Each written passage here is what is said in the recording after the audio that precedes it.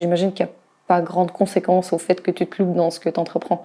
Mis à part que ça fait mal à l'ego, mais sinon, tu risques rien en vrai.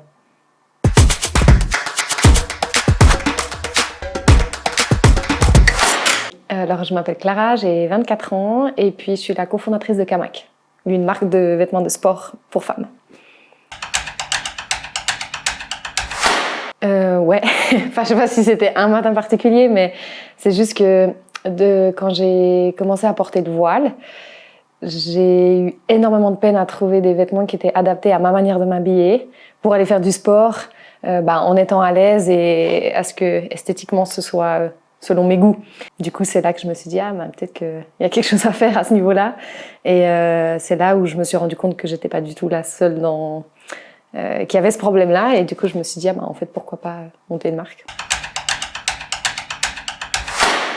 Je pense qu'on devient entrepreneur par hasard. En fait, ouais, c'est les opportunités que tu vas prendre, enfin qui te sont soumis, on va dire, dans ta vie de tous les jours, qui vont faire que tu vas, je pense, développer un penchant pour devenir entrepreneur. C'est trop cool de créer, de voir que les choses aboutissent et que les gens te donnent des retours et en plus des retours positifs. Enfin, je pense que ouais, c'est ça la plus grande fierté, c'est réussir à créer ce que tu as voulu créer et avoir des retours dessus qui en plus sont positifs. En gros, lance-toi et que c'est plus simple que ce qu'on croit. Après, ça garantit pas le résultat. Je pense que c'est plus simple que ce qu'on croit de démarrer. Après, effectivement, peut-être réussir l'objectif qu'on s'est mis. Je pense que ça reste quand même quelque chose de relativement difficile. Genre savoir facilement, entre guillemets, facilement se faire des amis, ou du moins facilement se faire des contacts utiles.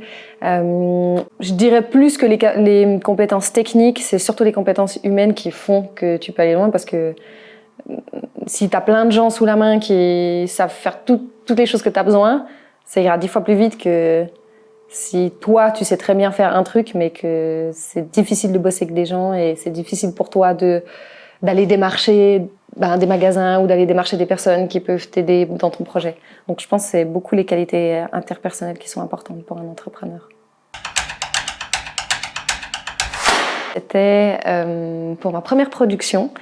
Donc on a eu déjà énormément de retard sur la production. Ça faisait 6 mois que les gens avaient commandé et qu'ils attendaient leurs pièces. Et puis il y avait toujours autre chose.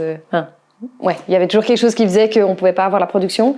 Et quand enfin on a pu avoir la production qui nous était livrée, en fait tous les pulls qu'on avait fait, le col était trop petit et on ne pouvait pas passer la tête. Du coup on était dépités et il a fallu tout remettre en production et du coup il fallait trouver un moyen pour faire patienter les gens et bref, finalement ça s'est solutionné. Mais c'est vrai que du coup c'était une grosse déception quand on a reçu les pièces.